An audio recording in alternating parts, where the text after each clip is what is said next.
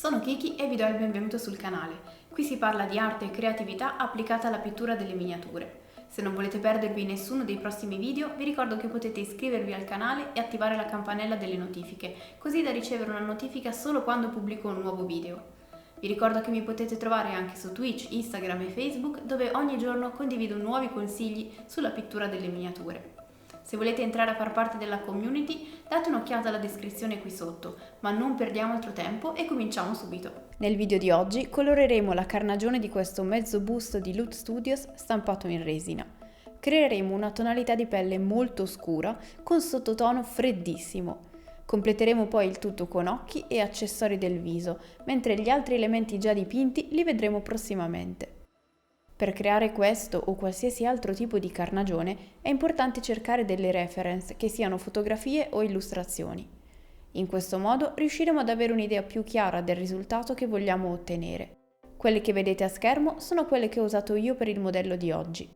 Utilissimo, se possibile, è anche inserire l'immagine in un programma adeguato, tipo Photoshop o simili, e individuare singolarmente i colori, così che sia più semplice distinguerli e non lasciarsi ingannare dall'effetto finale. Se vogliamo arrivare a caratterizzare i nostri modelli e differenziarli, è utile sperimentare anche con carnagioni diverse, anche se alcune possono essere leggermente più complesse da realizzare, come quella di oggi.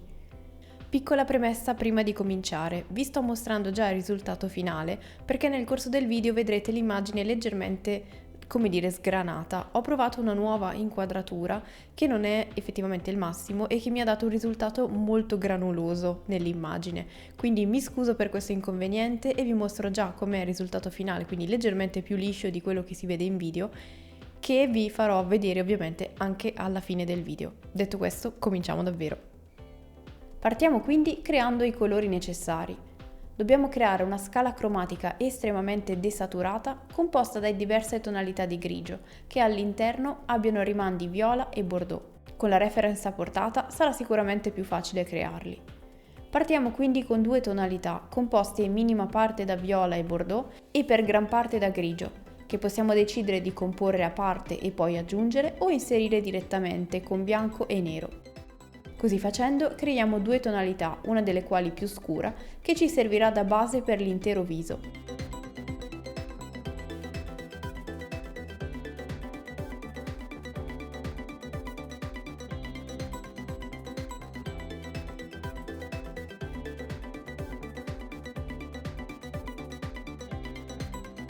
Passando poi a quella più chiara, cominciamo a prendere consapevolezza dei volumi e delle forme del viso, da mettere in evidenza molto gradualmente. Quindi individuiamo zigomi, mento, parte centrale della fronte, naso e parte superiore delle orecchie. Anche se le differenze tra un colore e l'altro al momento sono davvero quasi impercettibili, sono tutti passaggi importanti.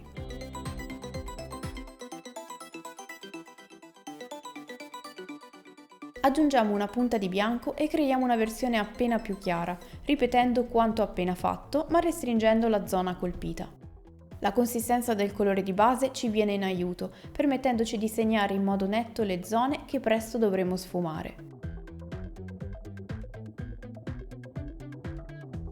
Passiamo poi al colore usato prima per creare un primo step di sfumatura, ancora grossolano ma necessario.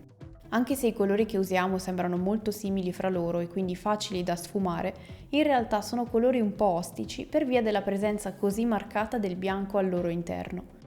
È molto facile creare colori troppo coprenti o troppo chiari, soprattutto se non si sciacqua perfettamente il pennello tra uno step e l'altro, dato che i colori chiari persistono nelle setole. Il processo di sfumatura ve l'avevo mostrato già in altri video, però in questo caso ho dovuto saltare da un colore all'altro più di frequente, quindi magari il processo nella sua interezza può risultare un po' più disordinato. Spero comunque che con questo tutorial e con i precedenti che ho già realizzato riusciate a creare anche voi la vostra carnagione scura. Per bilanciare le grandi luci che stiamo mettendo adesso, prendiamo il colore nero puro, usato appena alleggerito ma non troppo diluito, quindi basta pochissimo colore sul pennello, e scuriamo nuovamente le ombre, i punti più profondi e nascosti come l'incavo degli occhi, le linee di espressione sulle guance e le tempie. Ammorbidiamo gli stacchi anche di queste nuove aggiunte se necessario, usando il nero stesso ancora più leggero e riportandolo con pennellate tutte uguali nella sua zona di appartenenza, oppure facendo il contrario con uno dei colori di partenza.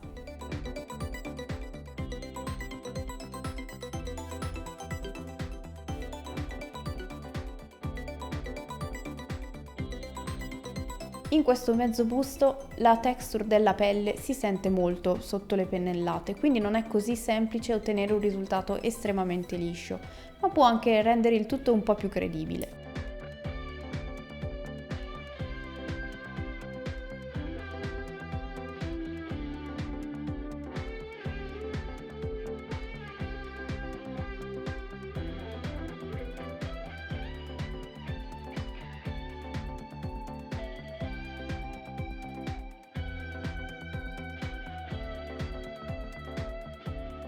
Questo tipo di incarnato, se avete già seguito il tutorial della pelle caucasica, risulta sicuramente più ostico, perché come detto i colori sono privi di saturazione e quindi il rischio è quello di finire a lavorare con una semplice scala di grigi. Nulla vieta di farlo di proposito, ovvero creare una scala di grigi con cui dipingere l'intero viso e poi ridare un leggero accenno di colore violaceo al tutto tramite glazing. Un po' come faccio io proprio ora, dato che a forza di sfumare mi sono accorta di aver portato tutto a dei soli grigi. Per questo, con il bordeaux violaceo scuro, alleggerito fino ad essere un glazing, ripassiamo in modo veloce e deciso, meglio se con un pennello ampio per lasciare meno pennellate, tutto il viso, luci comprese. L'importante è che sia estremamente leggero o si perderà completamente il lavoro fatto e che non sia una lavatura o finirebbe solo nei recessi senza lasciare il colore dove deve.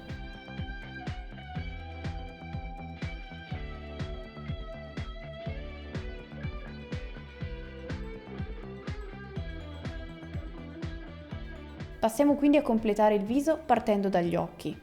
Creiamo una base grigia neutra calda oppure avorio e riempiamo tutta la fessura correggendo eventuali sbavature con il colore della pelle.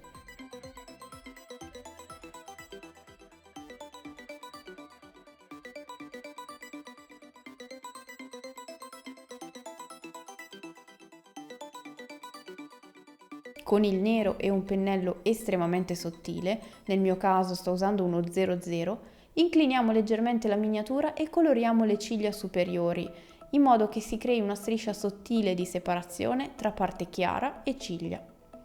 Con piccoli tratti diagonali e una forma complessiva, diciamo convincente, disegniamo anche le ciglia.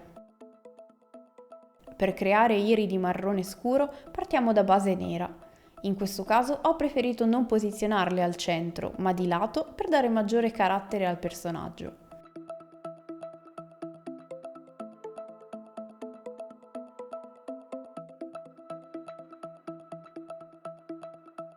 Con un marrone scuro creiamo una sorta di mezzaluna nella parte bassa dell'iride.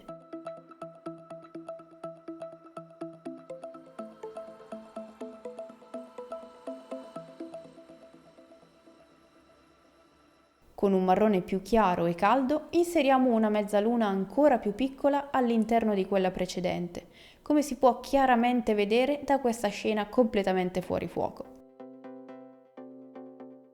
Per dare veramente vita agli occhi manca il riflesso di luce nella direzione della fonte di luce, quindi con estrema precisione inseriamo un piccolo puntino di luce in alto a destra. Se sbagliamo, nessun problema, possiamo sempre sistemare con il colore del viso per ridefinire la forma degli occhi. A questo punto possiamo dedicarci ai piccoli accessori, ovvero il gioiello sulla fronte e gli orecchini, partendo proprio da quest'ultimi. Con il verde scuro creiamo la base, mentre con il verde più chiaro creiamo una mezzaluna nella parte sotto e un punto nella parte sopra, per simulare la sfericità dell'orecchino, e come per gli occhi inseriamo un punto di luce in alto e uno meno intenso in basso. Per il piccolo gioiello sulla fronte, formato da piccole semisfere e la placchetta centrale, possiamo creare un richiamo ai vestiti sotto e inserire un elemento caldo in contrasto con il colore della pelle che lo circonda.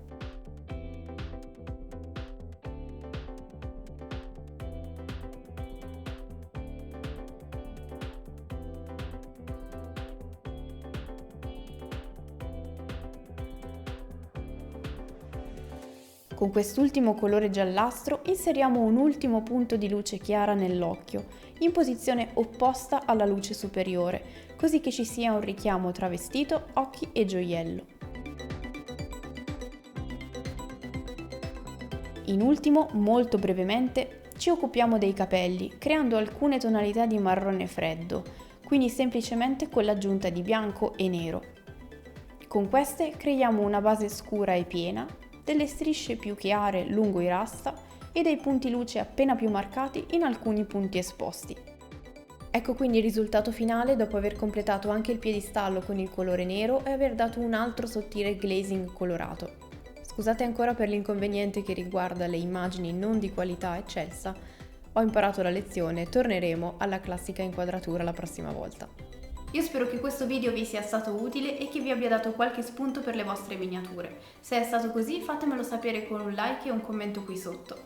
Io vi ringrazio di aver visto il video fino alla fine, vi do appuntamento al prossimo, ma fino ad allora siate creativi!